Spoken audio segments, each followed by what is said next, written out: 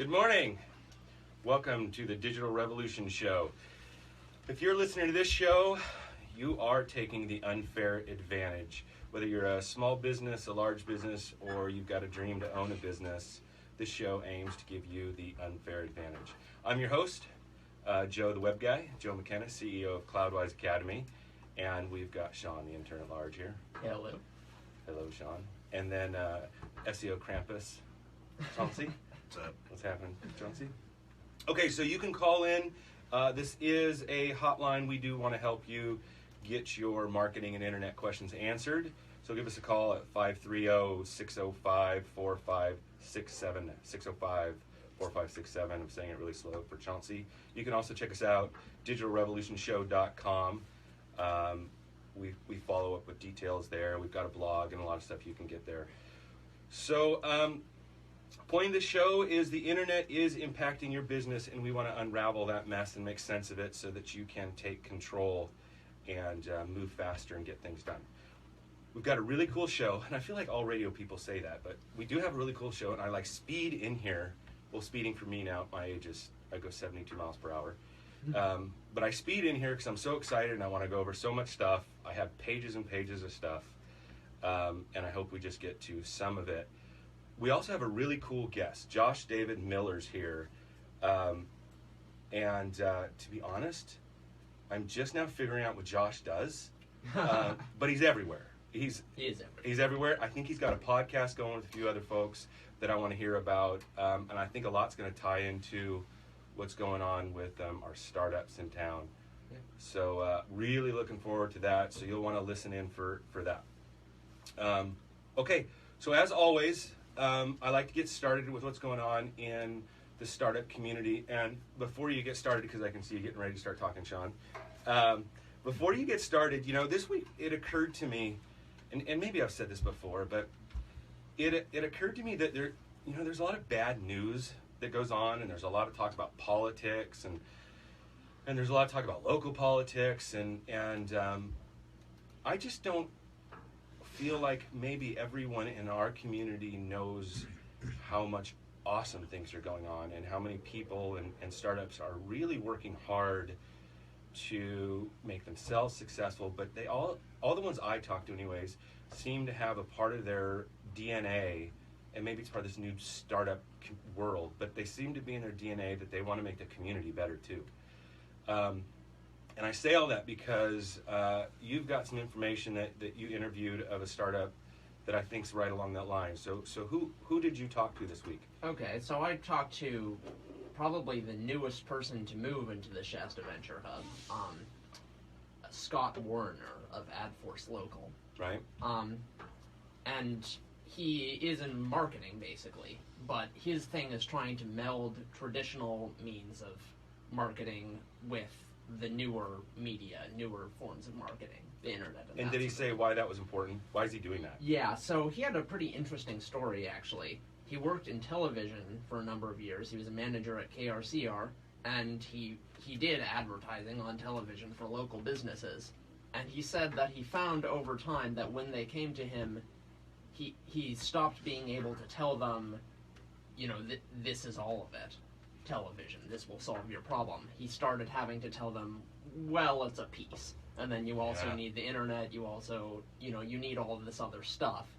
And so eventually he said, I'm not helping the way I want to, basically. So that was the reason he went and started up AdForce Local, huh? That's exactly right. He wanted to be able to look businesses in the eye and say, hey, we'll give you a full solution, we'll figure out what you need and not just sell you the thing that I'm selling, which is television. Right.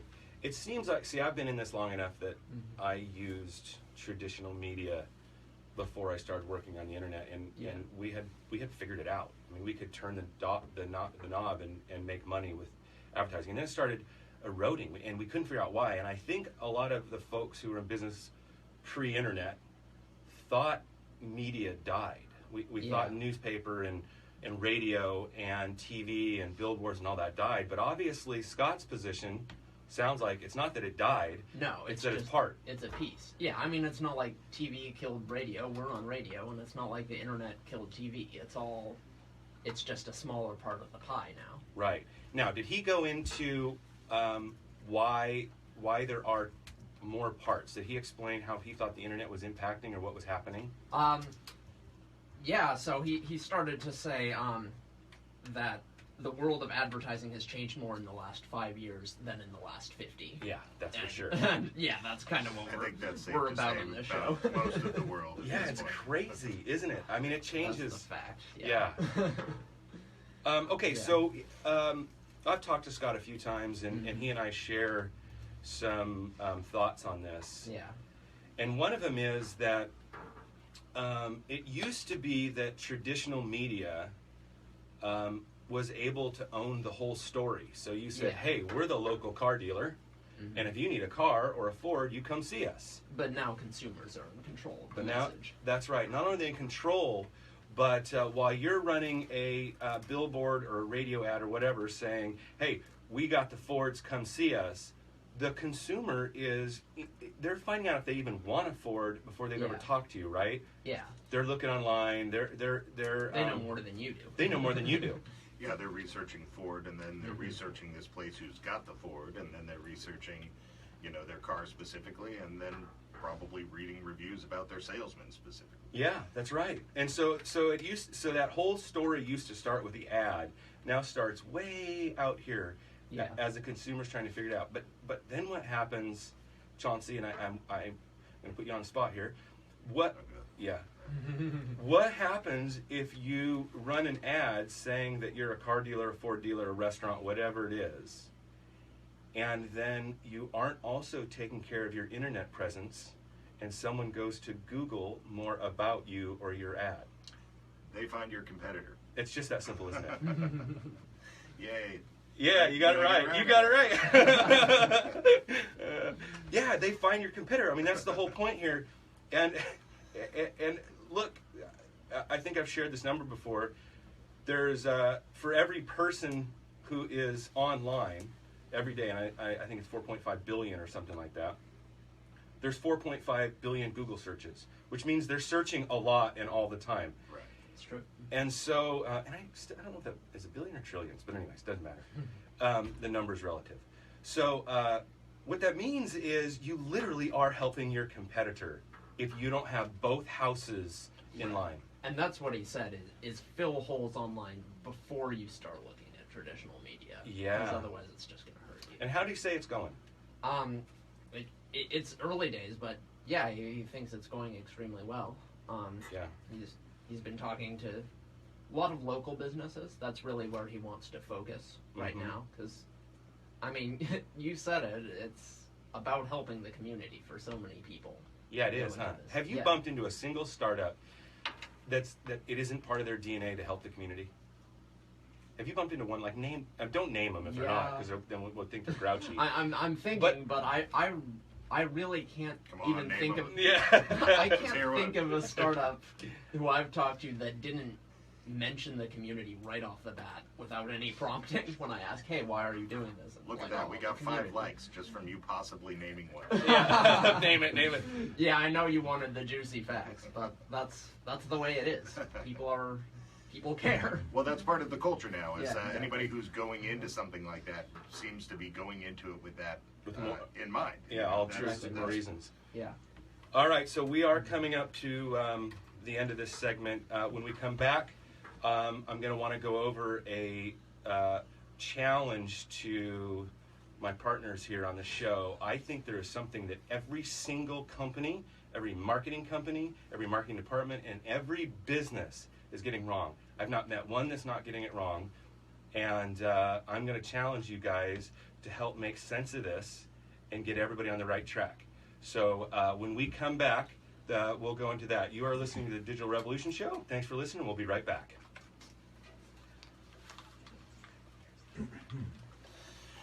All right, I'm 1 for 1. Let's see if I get the next one.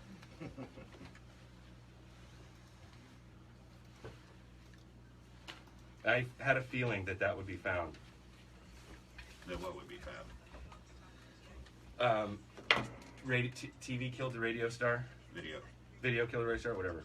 Yeah, the Buggles. I was trying to hide this so no one could see it. It's kind of impossible, and then you would just be like, "Oh, hey." That's perfect. Remember, you want the wireless back in '52.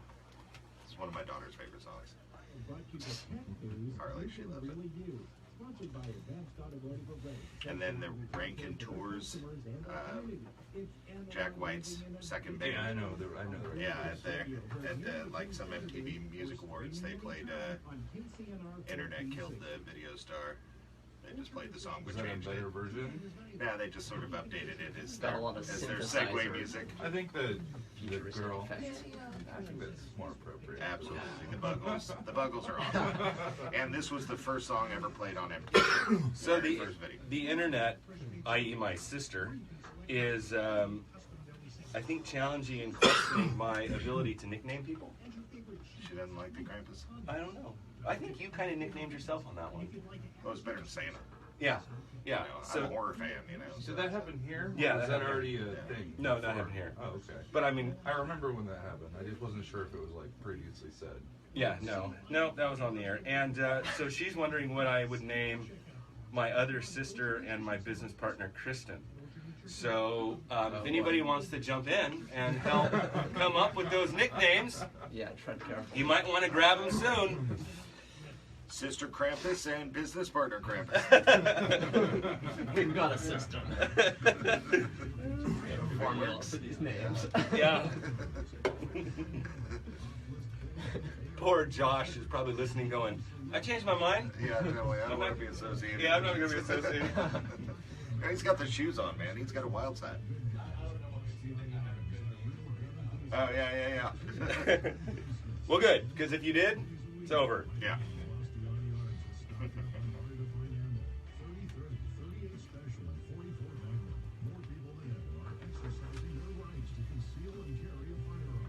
"20 seconds."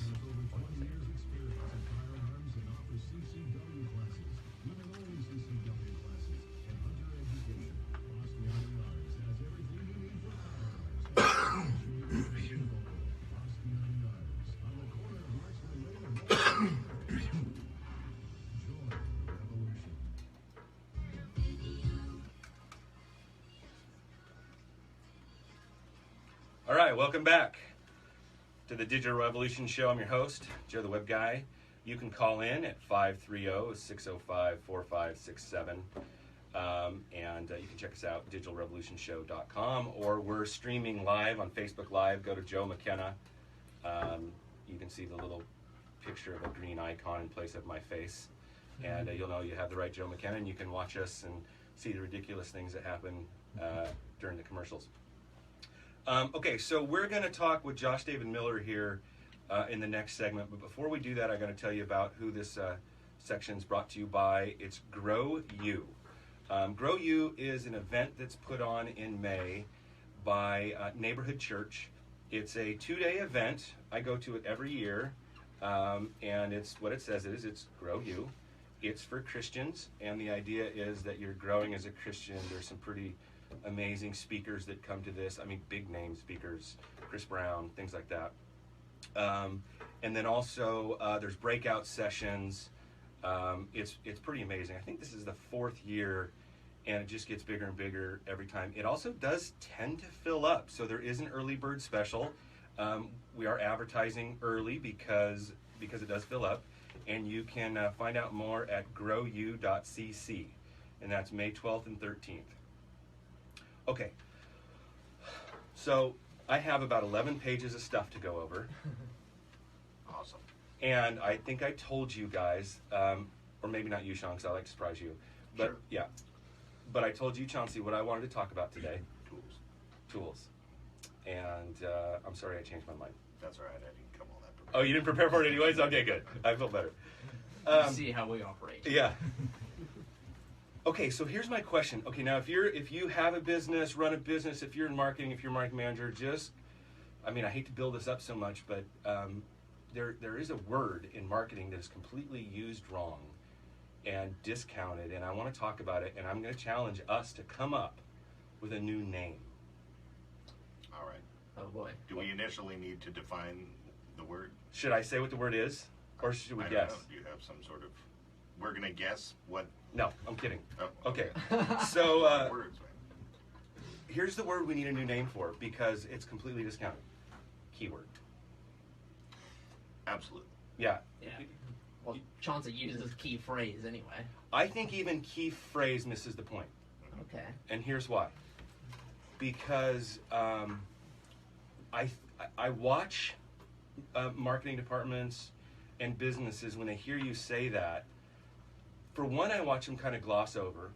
Two, the discussion seems to go around where it sounds like we're talking about some word that's part of SEO, search engine optimization trickery, or that it's some part of SEO.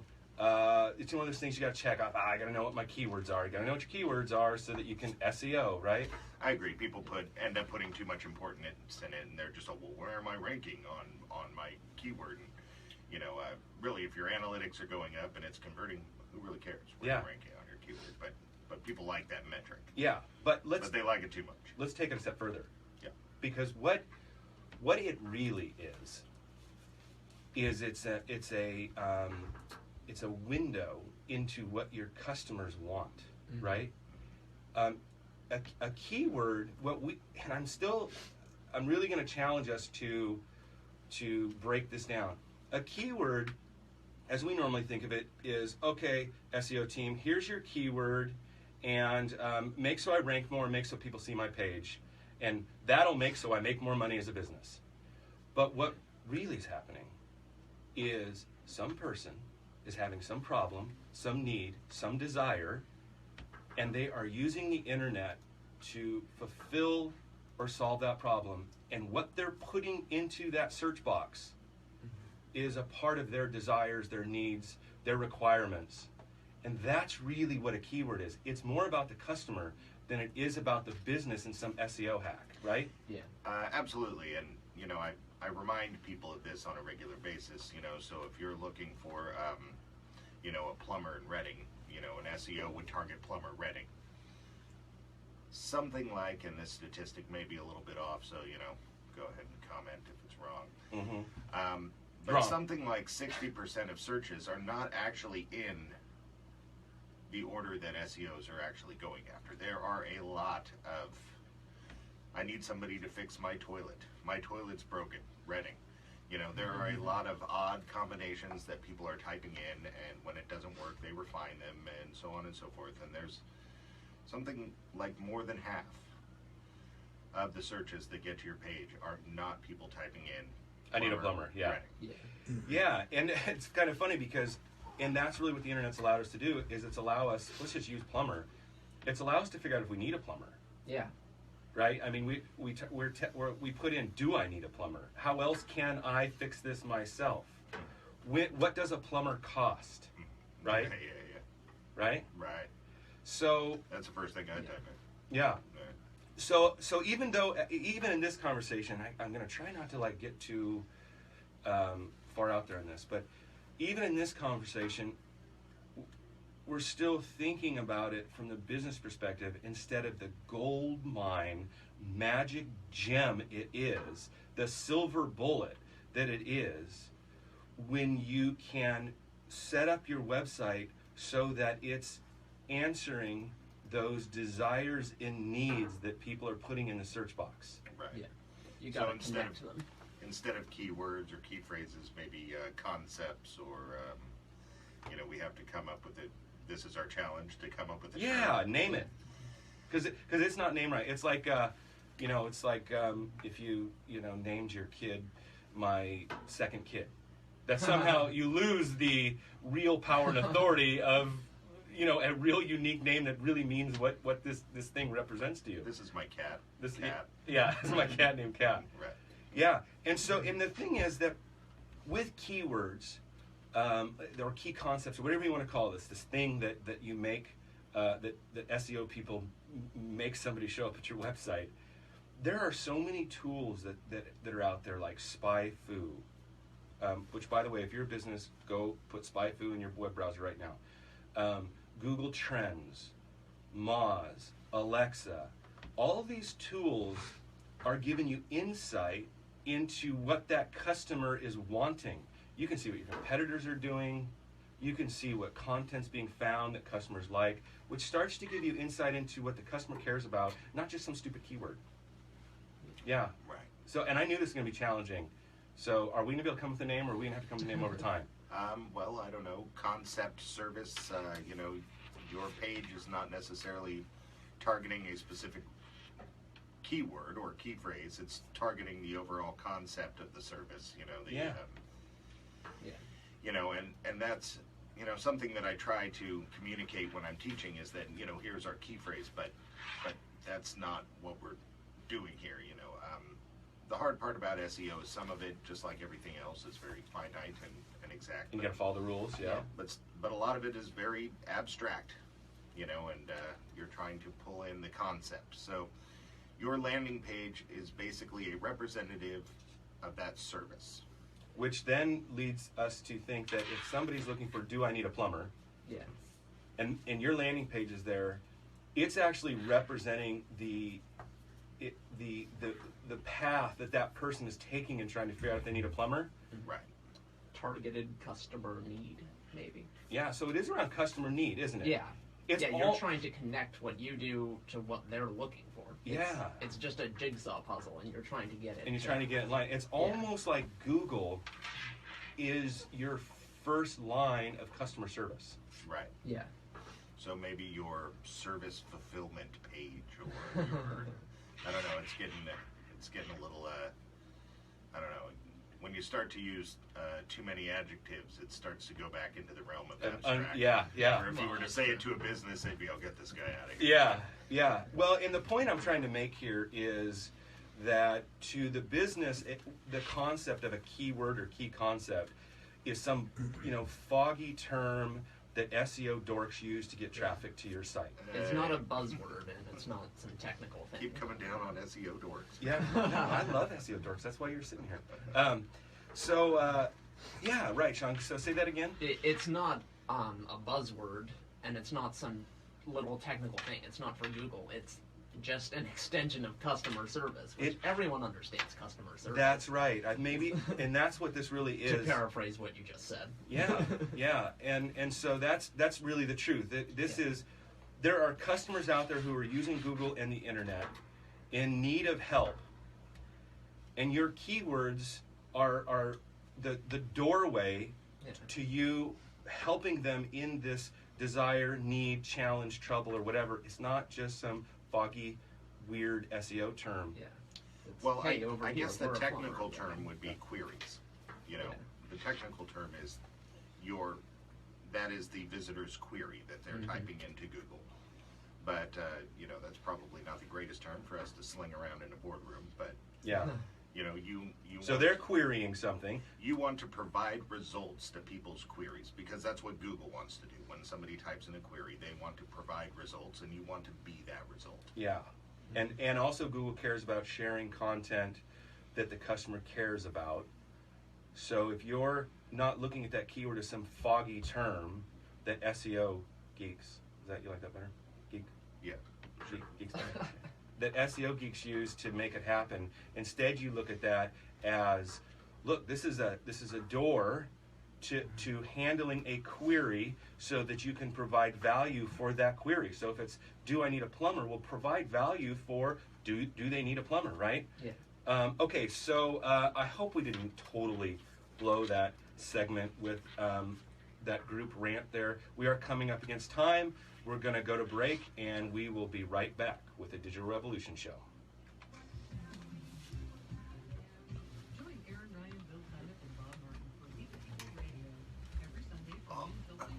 For interviews on Zen, I don't know if we provided you with an answer. Help me words. Okay, Kristen. So, all right, Internet. That's pretty good. Help us make a better term that really represents what keywords are. Kristen's got help me words. Go ahead and keep going. And then... Maybe it's like Jeopardy. It's the game of answers and questions. Yeah. There you go. You know, where you have the answer first, and then you get the question. Yeah. What do people in Do I need boardrooms it? want to hear? Because I thought they loved things like keywords. They do, but we've got to educate the boardroom so that they're making our decisions. Okay, how do we want to do this? Because I really want you guys to stay in here. So we have another mic? Yeah. Can you take that mic? There's chairs Yeah, I'll right take here. this mic over here. Little fold-out chairs. Cool. So what you want to do is this thing's like, and we're live on Facebook. You want to talk right into this thing, so if you move around, keep it right in front of you. Yeah. Otherwise, Sean smacks you. Yeah, and you want to get close. You may have to remind me, though. I've done this a few times. By the way, That's I don't right, have a you are. podcast. You what? I don't have a podcast. What do you have? Welcome to No, the man, 2000s, man, to the 2010s. I listen to a lot of podcasts. Aren't you promoting something that's like Get Up or Startup or something like that? Well, I do a lot of promotion for the startup writing community. Kurt Wayman has a podcast now called. But were you on it? No. Or sharing it? Well, I did. I definitely shared a link to it. I'll ask him. I do all that. I thought you were in that. No, I'm not. Well, you should be. Well, in fairness, I think everybody should get me, right? There you go. Yep. Everyone does. You're a thoroughly Before I ubiquitous lose person. this, a good stepping stone That's would true, be I am. maybe to move away from keywords and phrases into this page represents a collection of keywords and phrases, you know, so this is key concepts or your concept I do collection feel like the low man here. so that people don't assign just one word to that page. They're assigning a whole concept to the page, a collection of key phrases. You know? Yeah. Well, So we this need is to the come hot up seat. with Yeah. a way to The fresh meat. a flock. Exactly. Your key flock. Your key flock. Your key gag. All right, We need to work on be this. gentle. It's Actually, yeah. don't. I can take it. Yeah. Feel free to humiliate me on the air with my many, many failures. No, We're just going to nail you to the wall. We believe in failing as fast as you possibly can. So to us, failures are badges of success. I tend to feel the same way. Yeah. Of course, you're an entrepreneur. That's right. If you're not failing, you're not trying. Yeah, that's right. And I have to feel that way, or I wouldn't have gotten out of bed after all the times I failed. It's both real and valuable psychology. Yeah, when I was younger, I really kind of thought about it, and I thought about, because, I failed out of lots of stuff, and I thought to myself, I didn't really fail. I never actually failed because I never actually tried. Yeah.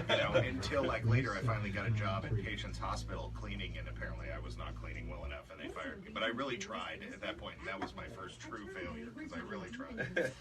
And I realized that cleaning surgical rooms is probably not 20 seconds. in my skill house, wheelhouse. Saddle and immerse yourself in Cattle Drive. Make your own brand and share your family stories of growing food in Shasta County. Thanks to additional support from Ralph's Crater Ranch Foundation.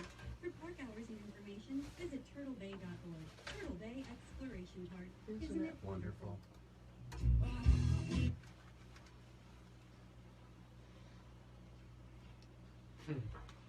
Welcome back to the Digital Revolution Show. Da-da-da-da.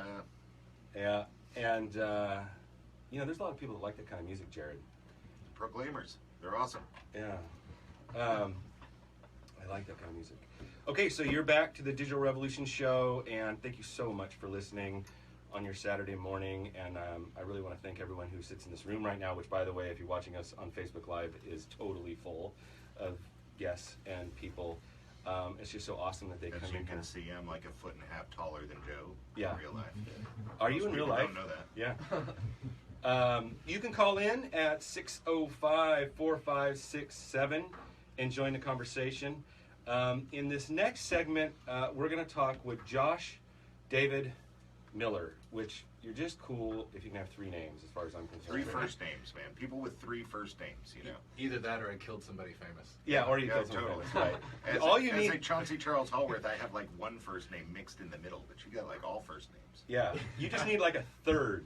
Josh David Miller the third or something like that at the end of it. And- Esquire. Yeah, Esquire. And you would be a sir or something. I mean, you would be. I think I'm a sir anyway. I don't really see what that has to do with it. Yeah, that's a good point. You do. So we've asked Josh to come in and talk with us. We're going to talk about Bitcoin, or what's called blockchain technology, which I only barely understand and think it probably could change the whole world at some point, but I want him to help us understand that. But before we get into any of that, you're going to want to listen to that because that is some crazy stuff that does have the ability to literally change the world. So that's going to be exciting, and the fact that we're even talking about it in our county is awesome. But before we get into that, let's get to know Josh, because for those of you who listen to the show, come to the Venture Hub, have anything to do with the startup community, you're bumping into Josh. And frankly, I'm still trying to figure out what you do. So am I. Yeah, so am I, for me. This is the nature of a startup. Yeah. So we were talking about it before the show, and so it started making sense. What do you do?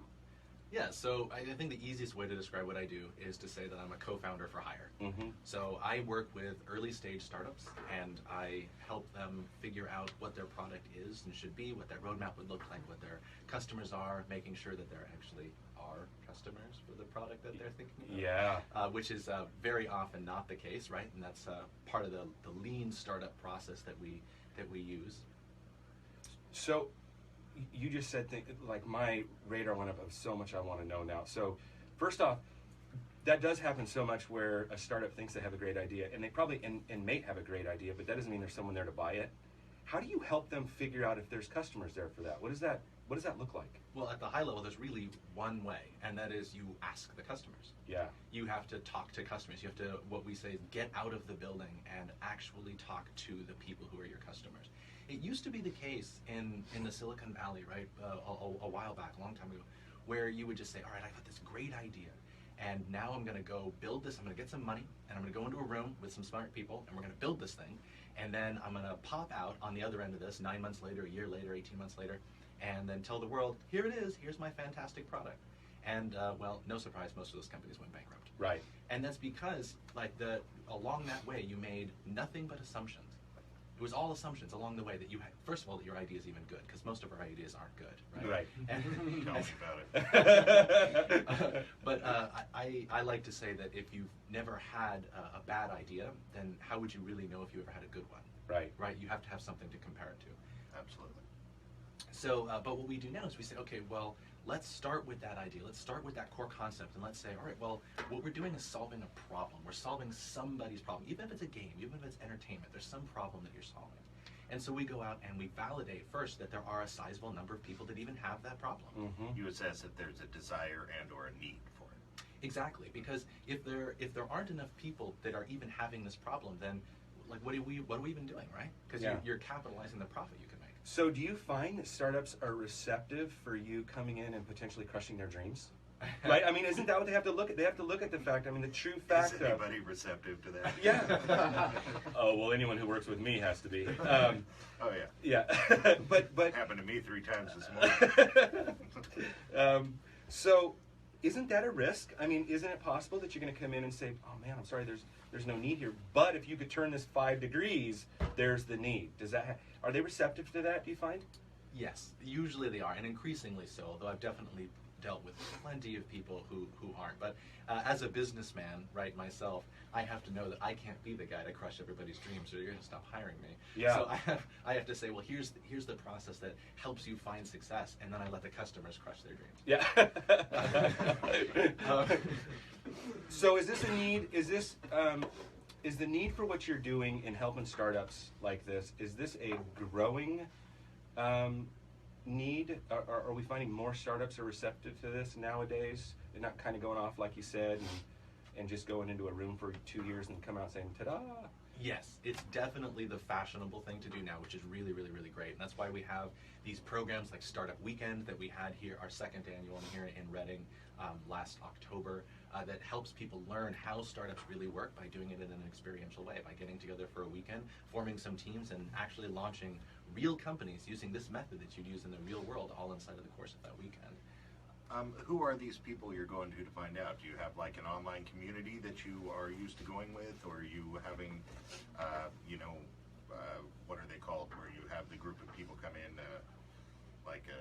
I don't know, you should know, it's your industry, what's it called? You mean that when I say talk to customers? Yeah. No, I actually mean, get your butt out of the building, go up and look people in the eye and talk to them.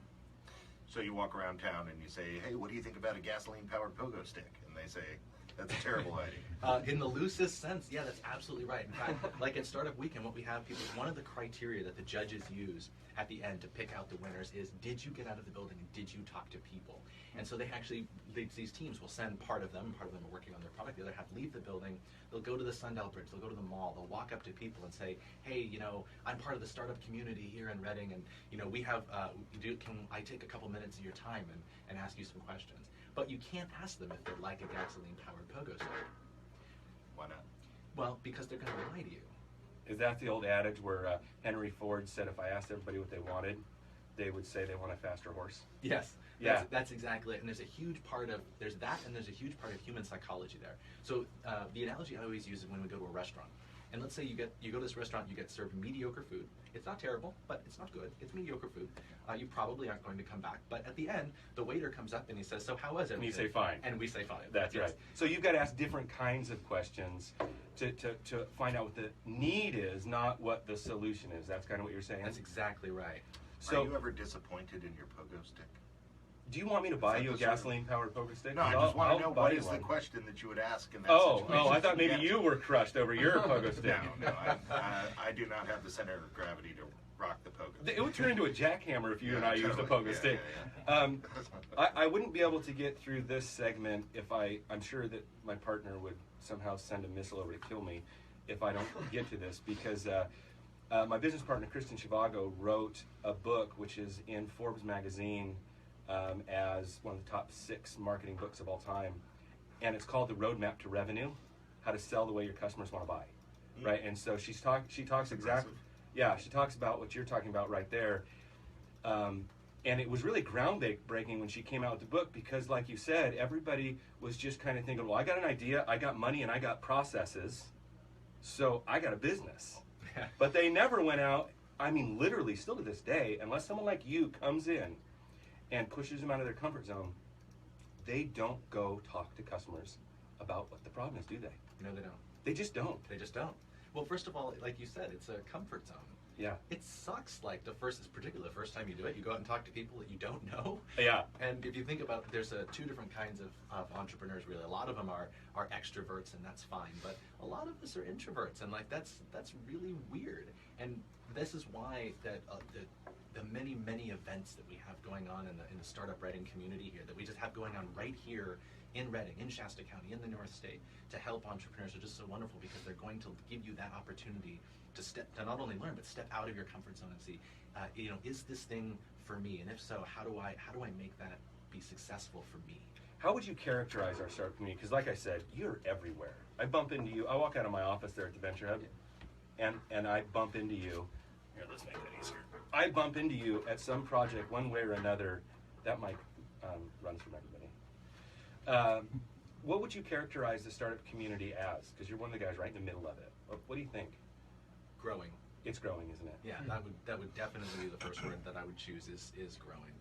It's amazing. Just like I mentioned, we had 2 startup weekends. It's amazing to see the difference between the first one and the second one. So what was the difference? How many people were at the second one, or what was different? Well, we didn't have that many more people at the second one, but because there's a cap to that kind of thing, right? We're all on the Venture Hub, and there's a limited number of people who are going to do that anyway. But on top of that, it's more about what happens there. It was what we had to explain versus what we didn't have to explain. It was the quality of the ideas. It was and they weren't even, it's not like, okay, everybody had been through this before, and so they were better this time. No, the community has grown. And so everybody that's coming in, even if it was their first time, they all did better the second time than we did collectively the first time. Yeah, that was pretty impressive. And what a little 10-year-old girl won. Yes. Yeah, that was crazy. Okay, so we're coming up to the end of this segment.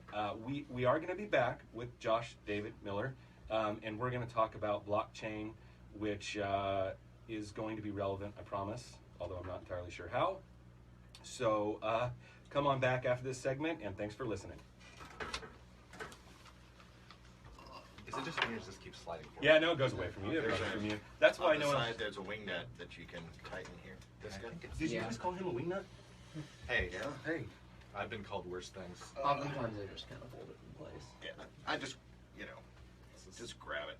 That was great, though. I thought that was a really good segment. I have to put a cap on my smart mess. No? No, you don't. There you go. Yeah. Oh, although it's only a matter of time before I make the short guy joke here, because I'm like, Yeah, I know, right? like, Well, for all the people watching, if you've sat me next to the tall guy on a stool. yeah, and by the way, I'm not actually tall. we really want to have to hit that 7-second dump button. So it wouldn't hurt my feelings if someone said something. But if we go out on Facebook, There's no dump button for that. We're not in trouble. Uh-huh. Me and Jared's never hit that button. Me and him want to hit the button, even though I don't want to hear a cuss word and I'm not promoting it. So don't, FA or FCC or whoever it is that sues Carl, don't be listening to this. But we really want to push that button. can't we hit the button without saying something bad? Yeah. Can't we just hit the button? But the problem is the show's always so short. It's not enough time. I don't want to lose 7 seconds. What's going on? I can almost guarantee you that on my new We show, wanna hit that due to the button. radio call-in, we'll I end wanna up hit having that to hit the button. Yeah. But I don't want to lose time. So. Just dropping that bomb. Yep.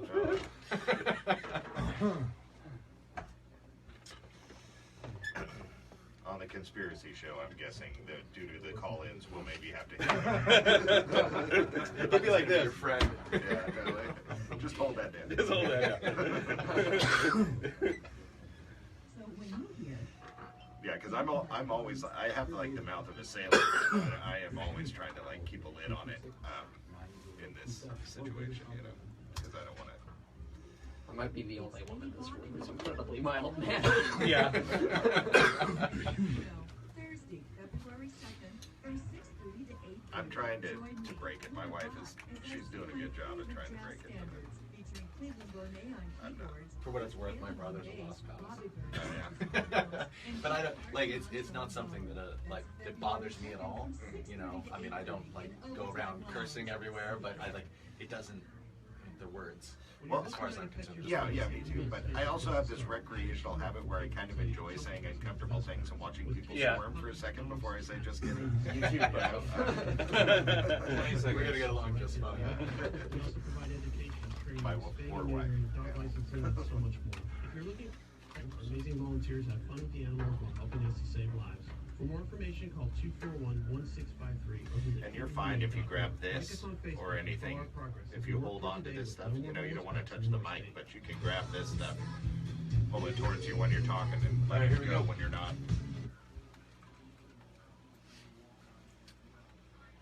Welcome back to the Digital Revolution Show. If you're listening to us, you are taking the unfair advantage. And you can call in at 530-605-4567. Also, we are live streaming on Facebook, where people are bossing me around and telling me what to talk about and saying good job or bad job. So join in. Is there some bad job in there? No, there's no bad job. At least I don't think so. Other than my sister judging me on my nicknaming skills. We'll have to troll her later then. Yeah, we got that. Okay, which we can do. You don't want to mess with a room full of startup internet whizzes, right? Totally. Yeah. We're vindictive too. Yeah. Well, you are. Well, I am. I'm super pleasant and happy and nice. We have no social lives and computer skills. Yeah. Watch out. Yeah. Okay, so we're here with Josh David Miller. Last segment we were talking about the startup community. I really believe that our startup community is a major part of the answer for Shasta County and really any community. That is a part of a community that you can nurture, you can support, and you can help grow, and it truly changes the face of the prosperity for a community. So we just love talking about that. But If you don't have a startup community, it's like not having any more children. It's like children of men, Eventually the last generation will, you have to breathe new life in on a regular basis. Yeah. So you need to support this sort of thing. Yeah. When you're retired, if you want to go get a sandwich, somebody has to be running that sandwich shop. Somehow the sandwich thing lost me. That was brilliant, though, up until I don't get the sandwich. But okay, yeah, that was brilliant. Yeah. No, you're right. So in this segment, I want to talk about something that Josh talks about. And I have one big question that I want to ask, which, why does it matter? And that's blockchain. Wow. Okay. Well, you just started like with the. I do that, right? I asked you if you listen to the show, so that's why I asked. But start by telling us, what is blockchain? What is this technology? Where is it being used? Why are you talking about it? What's going on? Well, I'm talking about it, and a lot of other people are talking about it in Reading, which is awesome, by the way, because we see that there is some potential there, and a lot of people think that there is an incredible potential there. I'm one of the people who say that we're going to see how this works out, but in the meantime, we should be talking about it. This is what we should be thinking about. But Bitcoin, it comes back to Bitcoin, right? So Bitcoin is money. It's a currency. For those who aren't familiar, it's think about fiat currencies like the pound, the dollar, the euro, the yen, the yuan, drachma. I could go on. I couldn't. Rupees, I guess I could have got that one. Yes. Oh, darn. So Bitcoin is an alternative to that, meaning that there's no central control over the currency. There's no Fed, for example, as there is for the dollar. It's just this thing that's, quite frankly, just run magically by computers. It's an invention, right? It's a currency that runs that way, and so it's able to get away with that. But the technology that's underpinning that, that's running that, which is why it can get away with it, right? That technology that's behind it that you're about to talk about is why it can get away with the fact that nobody controls it. Yeah, it's definitely not the first internet currency. Right. Most people think it is. It's definitely not, but it was the first one to solve the problem of duplication. So if you have just this fake gold, sitting someplace on the internet, it's pretty easy to duplicate it, and that leads to there's no trust in the system, and hacking becomes a big deal with all that. That was always my part that I didn't understand is, with Bitcoin is can't I just do up, down, left, right, BA start and double my Bitcoin? No, unfortunately not. And that's because of that underlying technology called the blockchain, which is a database, right? It's a database, but unlike a normal database, it's distributed. It doesn't sit on a server. It sits on the computers of everybody who's using it, all the participants in the system. So it's a distributed database. So if somebody were to hack their database, it would automatically be flagged across the network of databases.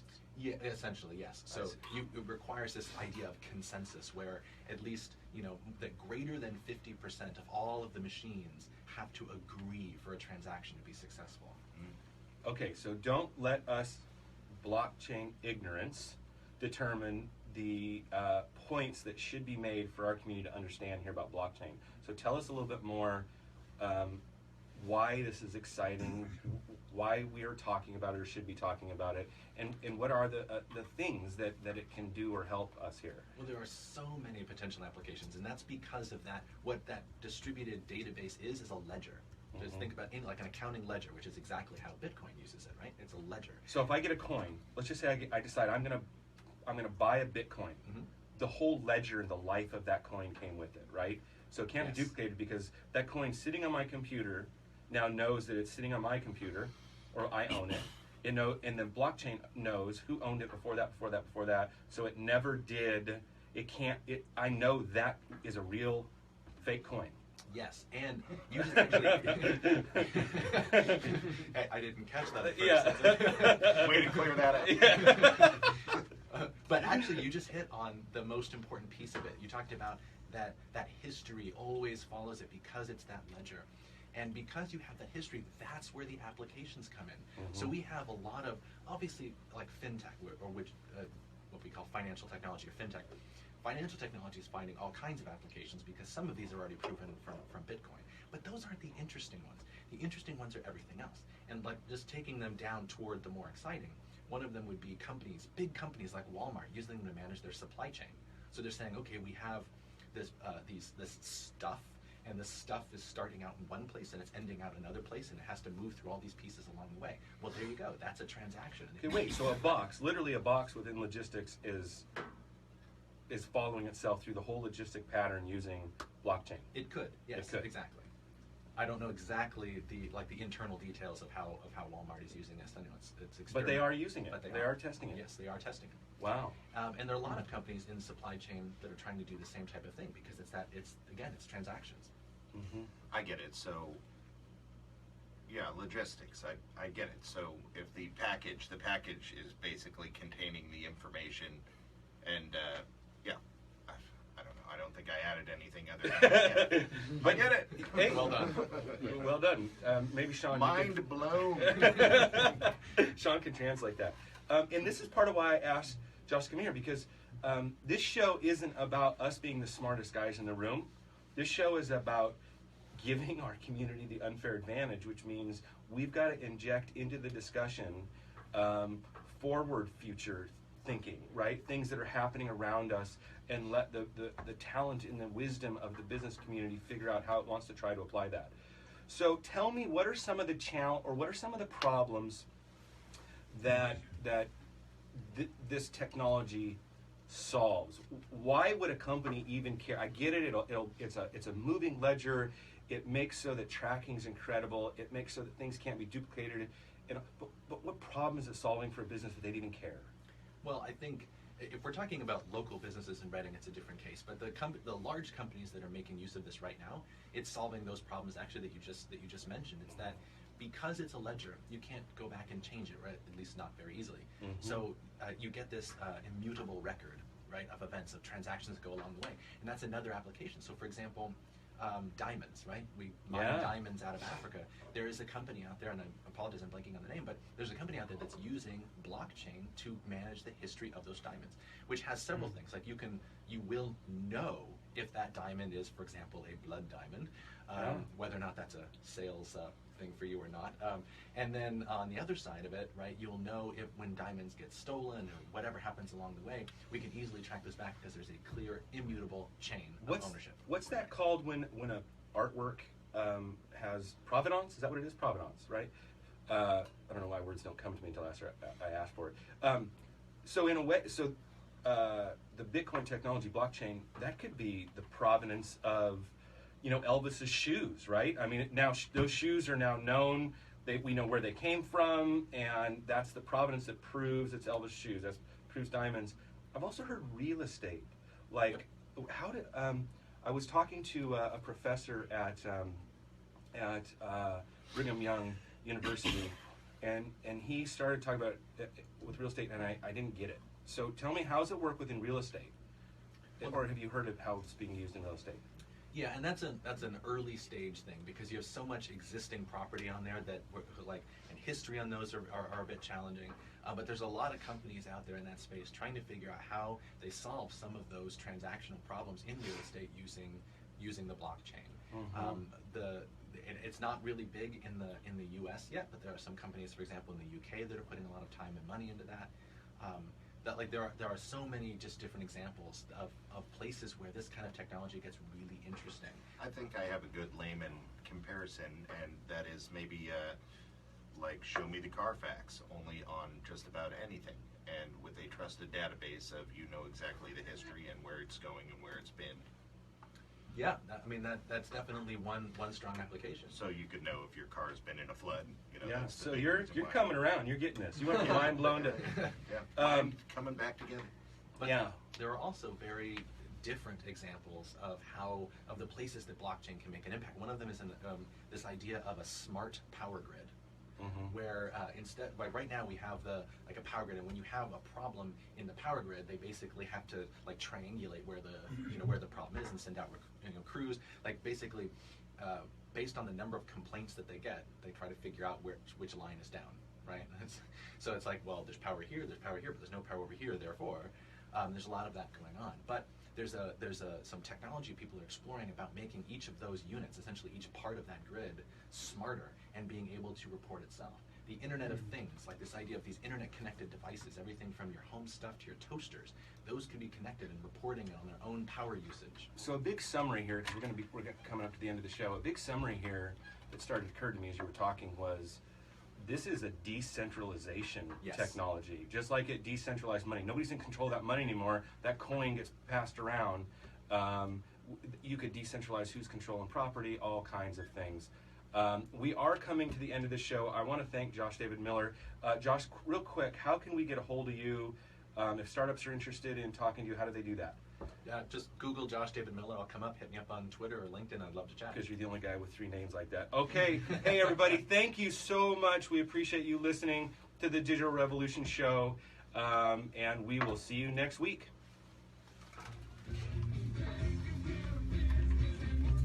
You want to stop that? Yes. Awesome, man. Thank you for having me.